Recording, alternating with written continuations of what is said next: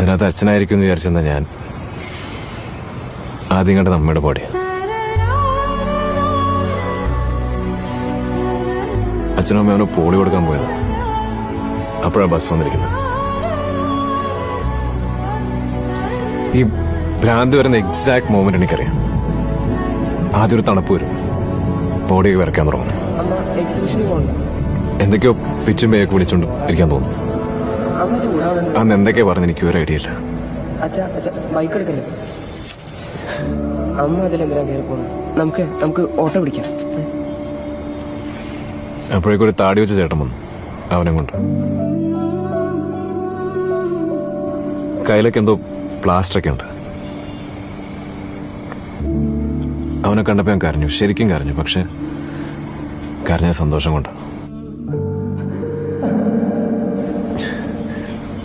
ഒരാളെങ്കിലും ബാക്കി വെച്ചില്ല.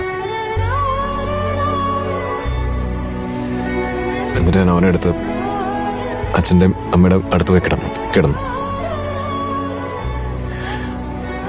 അവസാനമായി ഞങ്ങൾ 4 പേരും ഒന്നിച്ചിറങ്ങിയത് അന്നാണ്.